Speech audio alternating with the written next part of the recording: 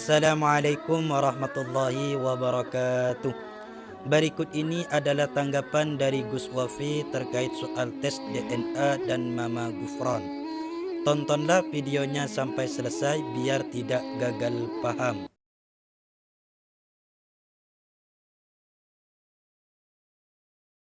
Karena sekarang sudah banyak zamannya orang-orang itu tidak percaya dengan karomah ada, Pak. Semuanya dianggap halusinasi, dianggap mustahil. Kak, ada di YouTube itu ya. Saya lupa namanya, tapi kayaknya namanya Guru Gembul itu. Nah, itu mengatakan tidak ada karomah itu. Tidak ada. Kalau kita mengatakan tidak ada, padahal faktanya dalam fakta sejarah, Khalid bin Walid hanya memegang satu rambut Nabi, tidak mati-mati perang itu, Pak. Satu rambut Nabi kan gitu. Kemudian ketika beliau membacakan di awal-awal, makanya kalau kita baca Hizbul Bahar, Syekh Bilashan Ali Asyadili, di awal-awal kan ada ayat begini, ada kutipan, Allahumma ya aliyu ya azim ya halimu ya alim. Itu kan yang dibaca Khalid bin Walid ketika mau perang, sampai kudanya bisa berjalan di atas air, Pak. Kudanya berjalan di atas air, musuhnya gak sampai melawan langsung menyerah, langsung masuk Islam duluan. Ini yang kita lawan setan ini, bukan orang katanya. Nah, itu kan memang seperti itu ada, tapi lihat orangnya dulu. Ketika diceritakan Al-Faqih Al-Muqaddam pernah Isra Mi'raj, wah itu halu katanya. Cuma ngelama rakyat. Dalam hati saya, Pak, ya kayak letak ngocak gitu loh. Megeli orang yang macam kitab pas-pasan megeli. Padahal di dalam kitab Al-Futuhat Al-Makkiyah Ibnul Arabi mengatakan Isra Mi'rajnya Nabi dengan para wali itu beda, Pak. Istilahnya dari hidup, bayangkan Imam Ibnu Arabi hidup tahun berapa abad yang lalu beliau hidup. Istilah Isra Mi'raj para wali itu sudah ada gitu. Sekarang dikatakan mustahil, berarti lebih hebat daripada Nabi Muhammad dong. Nah, itulah orang yang ta'allama minal awraq, hanya belajar dari buku, dari YouTube, dari Facebook. Karena kata Al-Imam Al-Khatib Al-Baghdadi, man ta'allama minal awraq yuqalu lahu sohafi falaysa bi'alim. Orang yang hanya belajar dari buku tidak bisa dikatakan alim. Dia itu hanya bisa dikatakan tukang buka buku. Kenapa? Wa innamal ilmu bitta'allum min afwahil ulama. Ilmu hanya bisa didapatkan dari lisan para ulama. Karena kehebatan orang alim itu ada pada dirinya, bukan pada karyanya. Sehingga dulu orang yang bernama Tuma, Pak, membaca kitab Habbatus Sauda Dawaun Likutidak dibaca Hayyatus Sauda, Pak. Yang awalnya jinten hitam, obat dari segala penyakit, gara-gara gak ada gurunya, nambah titik satu jadi Hayyatus Sauda, artinya ular hitam. Akhirnya dia ke sawah, Pak, nyari ular. Wah, ular hitam adalah obat dari segala penyakit. Dimakan sama dia, Pak. Gara-gara belajar kitab gak ada gurunya. Akhirnya tahlilan, Pak. Jadi ular dimakan gitu. Hanya gara-gara satu titik langsung tewas, Pak, gitu. Gara-gara gak ada guru. Apalagi satu kitab gak ada gurunya. Akhirnya jadi faqad hadamaddin, merusak tiang-tiang agama. Mereka ini yang membenci para habaib kan pengen punya gelar kan. As-Segaf. Kan pengen gitu kan. Saya bisa pakai itu, almarhum bisa kan. Ya. Sebenarnya bisa saja, cuma kayak letak nyaman gitu ya. Tak biasa gitu.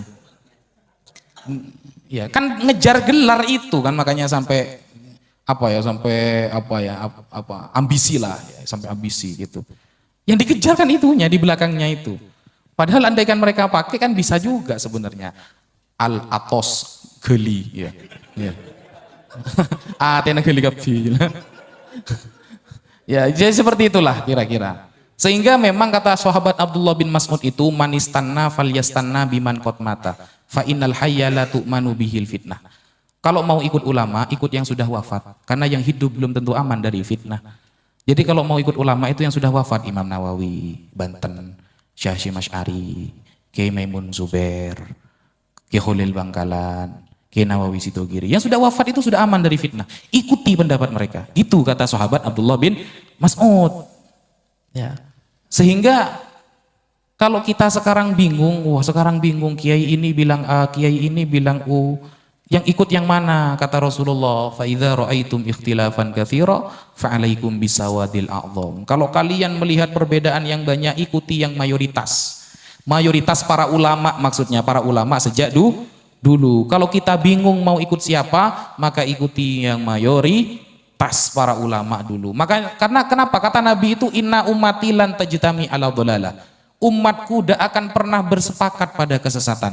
Tidak mungkin umat Islam ini langsung murtad semuanya, gak mungkin. Tidak mungkin umat Islam 50% sesat semuanya, tidak mungkin. Wa yadullahi alal jamaah, dan pertolongan Allah pasti ada pada grup yang mayoritas ulama. Gitu aja, gampangannya gitu. Kalau kita bingung ini yang mana ya, yang benar ya. Nah, ada lagi yang bilang apa itu tes DNA katanya ya. Saya tes DNA, ternyata 70% saya keturunan Eropa, Pak. Bisa jadi saya 2 pupu dengan Messi itu. Nimor seberang lah ya.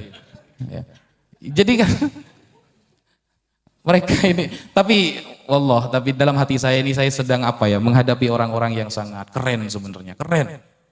Mereka ini keren, Pak, dikit-dikit mainnya memarahi malaikat mungkar nakir, kan keren. Bayangkan, Pak, kalau ada acara hujan yang dimarahi mungkar nakir, apa kaitannya, Pak? Mungkar nakir tugasnya di kuburan, bukan bagian hujan. Ini kan malaikat mungkar nakir, Anda kan bisa jawab salah saya apa, guys, kan gitu.